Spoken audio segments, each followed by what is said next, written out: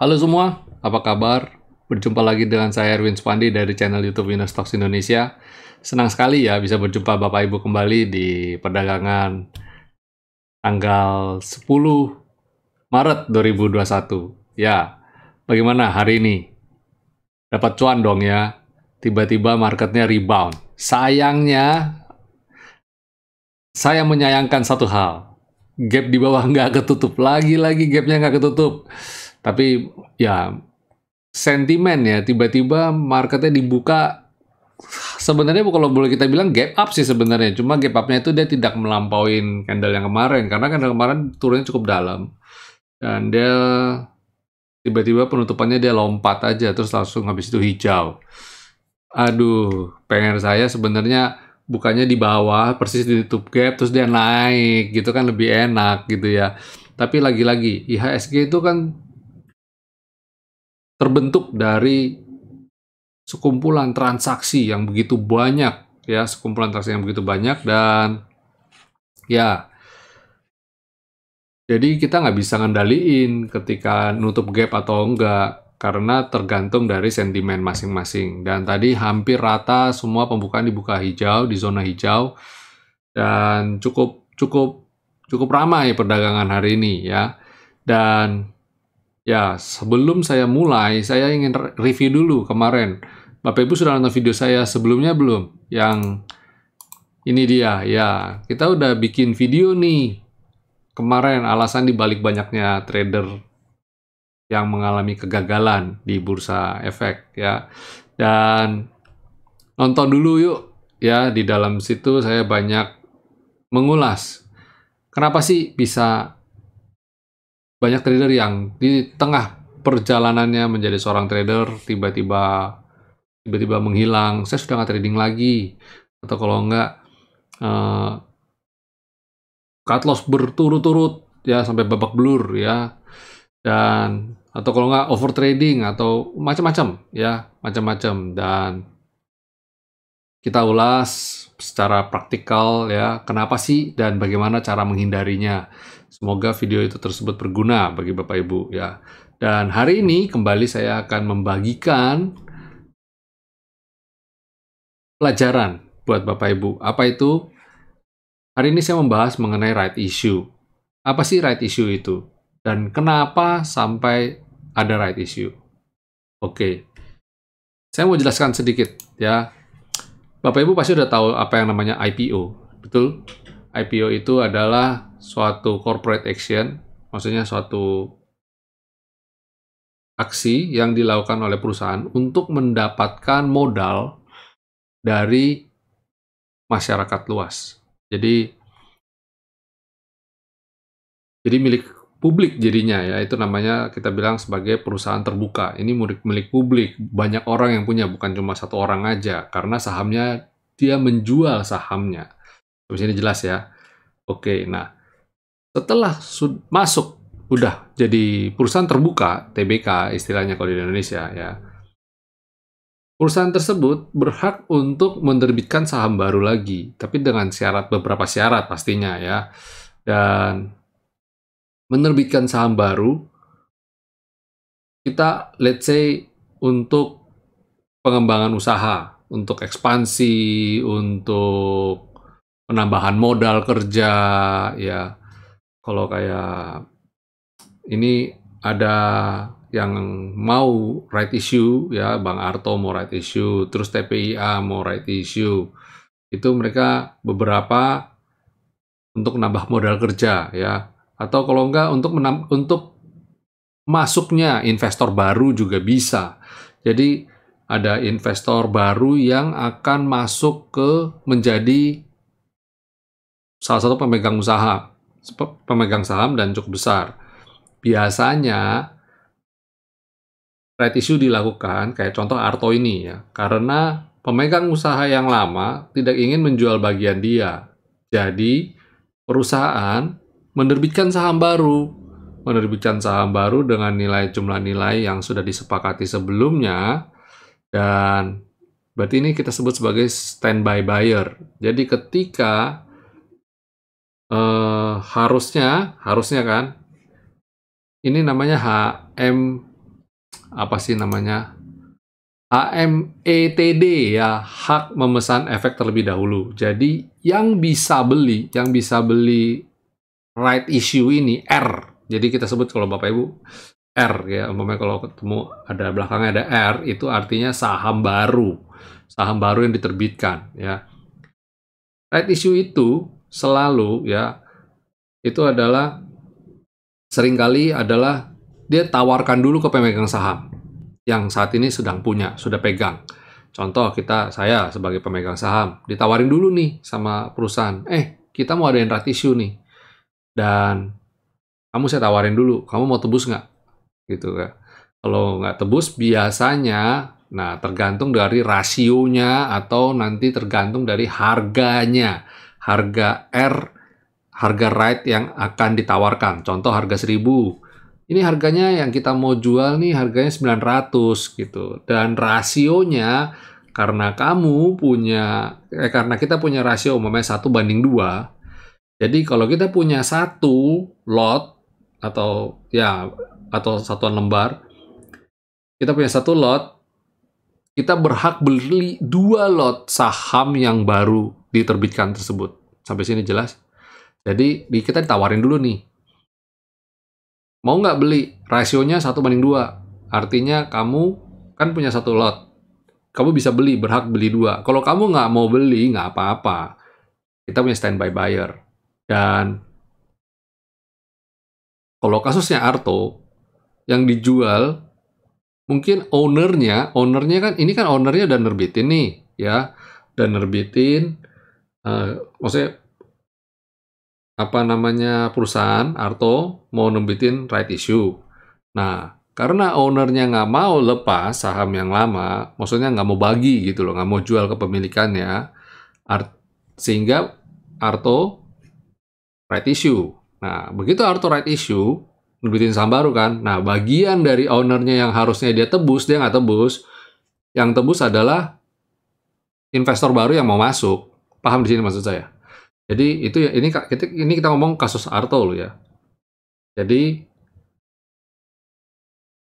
investor baru tersebut beli hak jatah yang harusnya dibeli oleh owner, dibeli oleh pihak luar. Nah, kita sebagai salah satu pemegang saham Arto, umpama kita bilang, oh saya mau beli, ya mereka nggak bisa beli hak kita, itu hak kita. Tapi kalau kita nggak mau beli hak itu, wah saya nggak mau ambil hak itu, wes biarin aja deh.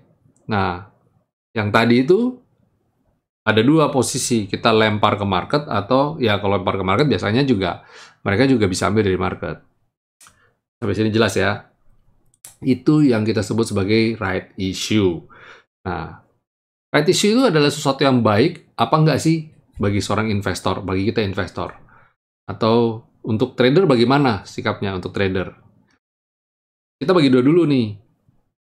Bagi 2 posisi. Kita itu mau sebagai apa sih di sini? Di perusahaan itu mau sebagai apa? Cuma untuk ya trading aja lah gitu. Atau kita itu pengen jangka panjang, long term, atau hold dalam jangka waktu lama. Nah, kalau Bapak Ibu mau trading saja, Bapak Ibu abaikan aja dengan isu itu. Ikutin momentumnya aja. Biasanya menjelang right issue, itu harganya biasanya mau naik dulu. Harganya naik dulu. Kenapa? Karena begini. Suatu perusahaan pasti kepengen saham baru yang dia jual nilainya lebih tinggi, betul? Tapi nilai yang dia jual lebih tinggi ini lebih tinggi dari harga buku pastinya. Tapi nilai ini tidak akan dilihat lebih tinggi kalau harga yang di market, harga saham yang di market tidak naik. Jadi harga saham yang di market ini kudu naik dulu, baru harga saham baru yang dirilis akan terlihat murah, akan terlihat relevan untuk dibeli. Wah, menarik untuk dibeli maksud saya. Jadi contoh, saya mau nerbitin saham baru senilai 900. Sedangkan harga pasar saham ini saat itu sedang 950-an umpamanya. Nah kan selisih nggak jauh tuh. 950 sedangkan ini 900. Kan nggak jauh. Baru terlihat murah 900 ini kalau harga 950 ini naik menjadi level let's say 1.200, 1.100. Wow, itu murah itu 900 tuh, menarik. Ini menarik. Jadi ada yang tebus. Kalau nggak ada yang tebus. Kalau harganya sama, ngapain beli? Ini akhirnya timbul yang kita sebut sebagai terdelusi. Istilah terdelusi. Artinya apa? Artinya begini. Karena harga saham yang kita punya sekarang saat ini 1.200, saham barunya 900, kalau kita nggak beli saham ini, average kita tetap harga 1.200. Tapi kalau kita beli saham ini, anggap let's say 1:2. Satu saham 1.200 bisa beli 2 saham seharga 900. Kita rata-rata nih, 2 kali 900 kan sama dengan berapa? 1.800. Yes, 1.800 dijumlah dengan 1.200 tadi. Berapa harganya? 3.000, betul? Yes, 3.000 tadi dibagi. Nah, dibagi dengan jumlah saham yang tadi. Dibagi 3. Kira-kira perhitungannya seperti itu. Itu kalau kita tidak tebus, kita rugi sebagai investor. Karena apa? Jatah kita yang tadinya 100%, jadi tinggal 33 sekian persen. Karena apa? Karena jumlah saham yang kita miliki, yang harusnya kita punya, rasionya bertambah. Harusnya kalau kita tebus, kita jadi bertambah dengan harga lebih murah di average dan lain-lain. Kita nggak tebus, akhirnya hilang. Itu yang kita sebut sebagai terdelusi. Ya, jelas ya Bapak Ibu. Kalau untuk lebih jelasnya lagi, nanti saya akan kasih rumusnya dalam bentuk PDF di website. Bapak Ibu bisa lihat ya. Artikelnya lebih jelasnya lagi, Bapak Ibu bisa lihat ada di website. Nanti saya akan publish ya untuk materi ini yang saya jelaskan saat ini. Jadi itulah, itu cara kira-kira seperti itu. Dan lanjut ya. Kalau sebagai investor, silakan saja. Tapi kalau untuk trader, lebih baik manfaatin momentumnya saja. Sama seperti halnya dengan dividen. Persis sebelum tanggal come right, kita harus jual dulu. Kenapa? Biasanya setelah X come right, harga yang tadi 1.200 tadi akan teradjust ke harga yang harga idealnya setelah perbandingan rasio tadi. Jadi kayak tadi 1.200 dibanding dengan 900, ya kan? Nanti di rata-rata dengan rasio 1:2, akhirnya ketemu match-nya berapa? Harga idealnya kan 1.000. Nah, kalau kita punya harga 1.200, sedangkan harganya 1.000 dan kita nggak tebus, biasanya kita rugi. Karena apa? Harganya ini tiba-tiba nanti turun. Set ke harga 1.000-an tadi. Nah, kalau Bapak Ibu tidak tebus, harganya bisa turun. Tapi itu biasanya adalah common, belum tentu selalu pasti begitu. Toh ada beberapa saham yang ketika isunya adalah isu akuisisi, ada standby buyer yang masuk, harganya nggak turun malah naik. Saking semakin banyak orang sentimennya untuk beli. Contohnya kayak kemarin Arto itu, jadi turunnya nggak terlalu banyak. Terus ada lagi Same juga nggak terlalu banyak. Kalau Same saya kurang terlalu paham karena saya nggak terlalu ngikutin right issue-nya Same. Tapi sepengetahuan saya dia juga turunnya nggak banyak deh. Nah, nanti yang lanjut ini TPIA, saya nggak tahu. Karena TPIA ini katanya akan terdelusi sebesar 20-an%. Wow, berarti kalau kita nggak beli sayang banget karena selisihnya lumayan jauh, 25-an% ya. Ya, kayak kalau Arto saya nggak tahu selisihnya berapa. Nah, kalau investor ya fine-fine aja, tetap aja hold. Tapi untuk investor ada hati-hatinya. Hati-hatinya apa? Kita harus lihat corporate action ini melakukan right issue itu tujuannya mau ngapain sih? Kalau tujuannya untuk ekspansi, nambah modal usaha itu untuk beli usaha baru, gitu kan, untuk memperluas usaha yang lama, untuk dan lain-lain, sehingga ujung-ujungnya berpotensi menaikkan nilai buku dari perusahaan ini.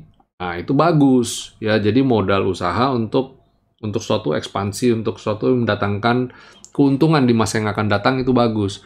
Yang kita hindarin adalah kalau right issue ini digunakan untuk bayar hutang. Nah, saya kurang suka itu sebenarnya. Biasanya selesai bayar hutang, utangnya selesai, ini perusahaan terus langsung habis itu udah stagnan, dia nggak berkembang.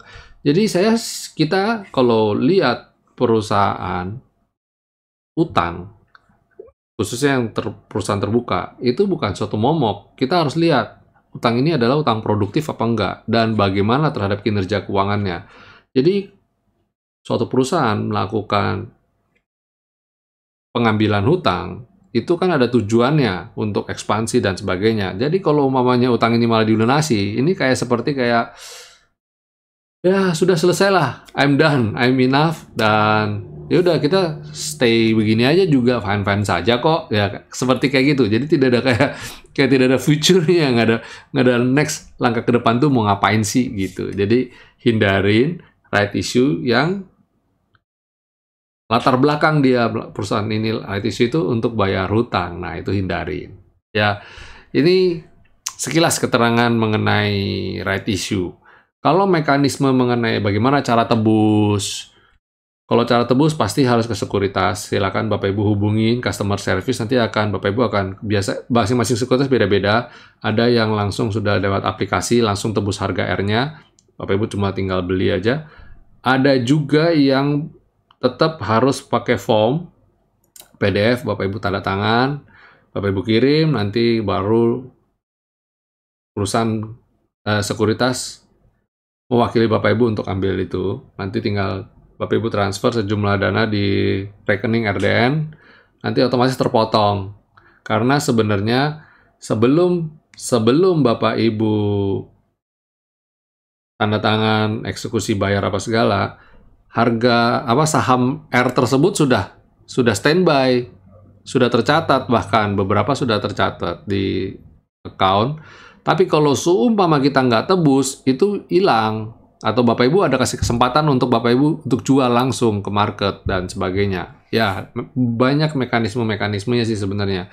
Saya sendiri nggak terlalu fasih menggunakan ini karena saya itu lebih ke trading ya. Jadi saya males ribet ngurusin right issue itu. Jadi saya lebih banyak memakai momentum. Pokoknya saya beli saham, ketika mau menjelang come right, saya jual dulu. Nanti ketika setelah, namanya X-Right namanya, setelah right ya, X-Right, setelah right issue, setelah tanggal right issue itu kan harganya ter-adjust dia main, nah saya masuk lagi. Nah biasanya saya begitu sih, biasanya. Ya, oke, itu pembahasan mengenai right issue. Semoga tidak membuat Bapak Ibu jadi tambah bingung ya. Banyak kok, silakan Bapak Ibu googling apa istilah-istilah mengenai right issue. Right issue itu apa sih dan efeknya bagaimana? Silakan Bapak Ibu googling. Saya hanya mencoba menjelaskan dengan bahasa yang lebih mudah, bahasa yang Bapak Ibu bisa lebih mengerti. Oke? Ya. Tidak perpanjang lagi, kita langsung menuju market review. Tapi sebelum market review, saksikan yang satu ini dulu. Ingin berinvestasi saham, tapi tidak tahu mau beli saham apa? Bingung kapan harus beli dan jual? Lebih sering rugi daripada untung? Yuk, gabung aja bersama kami di winnerstock.id.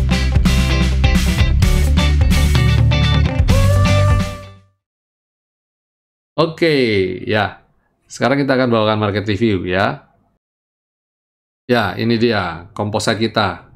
Seperti saya bilang tadi, pembukaannya tahu-tahu dia ada di sini langsung nih. Lompat ya. Tadinya kan closingnya di sini, ya kan? Closingnya di sini level ini, terus tiba-tiba dia langsung lompat ke sini dan dia langsung naik. Cek gitu. Dan sekarang sudah balik lagi ke selendang. Dan sesuai dugaan kita, IHSG masih bergerak di level range 6.314 sampai 6.179. Dia masih bergerak di situ-situ saja. Jadi ya sideways ya, cenderung sideways. Kita lihat begitu. ada juga tadi beberapa teman di grup yang mengatakan, "Wah, Pak, pantesan aja dia rebound. Dia ada skyline di bawah situ soalnya, jadi dia rebound deh. Coba skyline-nya gapnya di atasnya skyline gitu kan, masih ketutup tuh gap katanya gitu. Persis sih skyline-nya persis sih di gap, jadi mantul deh katanya gitu. Ya itu namanya ilmu cocokmologi ya, cocokmologi. Ya kalau kita lihat perdagangan di IHSG hari ini menjelang libur ya, besok kan kita akan libur, jadi perdagangan hari ini low dan transaksi juga jauh di bawah rata-rata, dan ya asing membuka net buy 79,4 bill. Masih belum terlalu, ini belum valid menunjukkan suatu pergerakan sih sebenarnya. Jadi kita nanti akan lihat hari Jumat bagaimana, hari kejepit ya. Dan mungkin di tengah pandemi seperti ini mungkin orang juga nggak terlalu banyak juga yang traveling, jadi potensial market bisa cukup ramai. Kita lihat aja nanti ya. Karena perdagangan besok, market regional nggak libur. Yang libur cuma Indonesia doang. Jadi kita bisa lihat sih, kira-kira Jumat bakal kayak gimana ya. Dan coba kita cek juga sektoralnya bagaimana. Kita mulai dari sektor agri.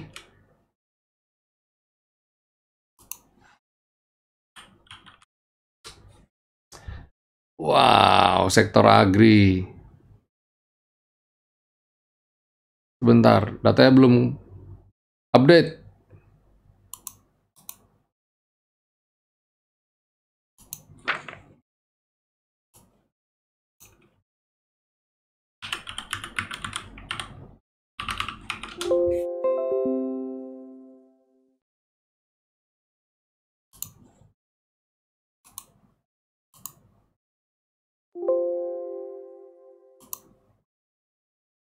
Ya, sektor agri. Sektor agri ini kita lihat ya, posisinya masih bergerak sideways ya. Belum mampu breakout 1473, level 1473 ini. Jadi ya masih di situ-situ saja. Nah, ini saya geser sedikit. Ya.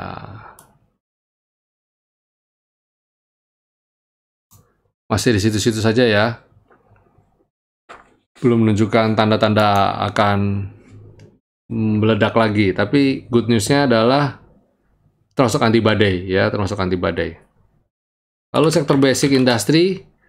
Wow, basic industry kalau kita zoom in. Nah, kemarin saya sempat gambar parallel channel, dan sekarang sudah, kalau ini dipanjangin garis ini, belum saya panjangin, dia sudah ada di atas ini, dan juga sudah ada di atas skyline.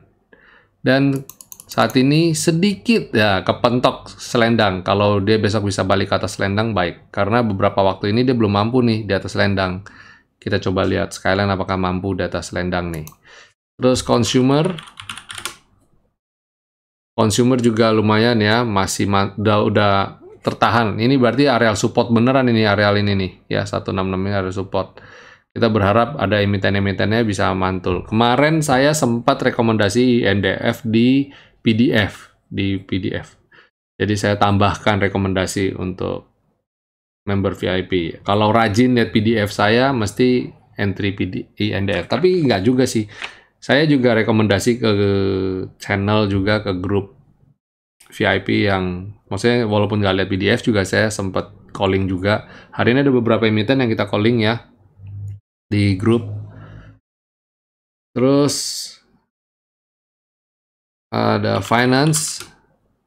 Wow, finance juga lumayan rebound. Nah ya kan, ini kan saya bilang, jadi dia turun, pullback, naik, turun, kena sendang, dia pullback, dia naik lagi ya. Bagus ya, cakep ya. Di atasnya selendang nih, di atasnya ini nih, garis. Bagus. Finance, habis itu ada infrastructure. Nah, ini juga cakep ya. Nggak sampai ke skyline dari bound lagi, tapi tertahan selendang ya. Ini infrastructure, habis infrastructure ada sektor miscellaneous industry. Masih di situ saja, belum bisa rebound dengan baik ya, masih tertahan. Lalu mining, bagaimana dengan mining? Mining sedikit ya, sedikit mulai ada tanda-tanda tertahan. Dia tidak buat lower low, tapi masih not okay, masih belum oke. Selendangnya masih jauh di atas. Dan dia masih lebih dekat dengan V-line. Potensial untuk ke bawah lagi, nyentuh-nyentuh ini masih cukup besar ya, jauh-jauh dulu. Kemudian trade, sektor trade, sideways juga masih aman-aman aja ya, belum terlalu gimana banget. Dan sektor trade ada sektor properti. Wow, properti lumayan ya, tertahan juga nih. Tapi kan dia masih sideways, jadi nggak heran sih. Dia tertahan skyline dan di rebound, nggak heran ya, karena masih sideways. Ya, itu secara sektoral. Dan sebelum saya masuk ke rekomendasi saham, sekalian saya mau ajak Bapak Ibu, jangan lupa untuk subscribe channel YouTube kami. Dan jika Bapak Ibu mendapat manfaat dari pelajaran-pelajaran kami, jangan lupa untuk beli thumbs up-nya ya. Dukung selalu channel YouTube kami dengan memberikan link, sharing keberadaan channel YouTube ini ke teman-teman, relasi, saudara, dan andai tolan. Oke, kita langsung saja dengan rekomendasi. Rekomendasi saya untuk perdagangan hari Jumat ya, saya akan coba melihat ke tower. Wow, tower cakep ya, mantul dari selendang. Ya, itu potensi itu naik sampai seperti itu kira-kira. Jadi kalau dia bisa mantul, wow, cakep, menarik. Selain tower, ada tebik, ini dari industri yang sama, dan sama-sama juga disupport, dan potensial juga ini juga potensial untuk naik juga. Masih wait and see, ya. Lalu INKP tidak buat lower low, dan belum mulai tertahan ya, tapi sayangnya dia belum mampu naik ke atas selendang. Lebih aman kalau dia ada di atas selendang dan di atas skyline sih. Habis itu ada SCMA. Wow, ini at the bottom dan dia kena V-line dan dia mulai mantul. Kita berharap dia bisa sampai ke selendang dulu, habis itu bisa sampai ke skyline. Ya, terakhir adalah Kalbe Pharma. Wow, Kalbe Pharma ini sideways ya, tapi kelihatan pergerakannya cukup lumayan. Target saya dia harus bisa breakout ini, garis ini. 1.600 lebih lah, dia harus bisa breakout untuk kemudian dia lanjut bablas. Kalau enggak, ya kepentok dan dia turun lagi, kayak gini. Kepentok turun, jadi ini naik tak, kepentok turun lagi. Ya, itu dulu dari saya ulasan market mengenai perdagangan tanggal 10 Maret 2021 dan beserta rekomendasinya serta tips pelajaran mengenai apakah itu right issue. Sampai di sini dulu. Jangan lupa subscribe, like, dan nyalakan tombol loncengnya. Oke, sampai jumpa. See you. God bless.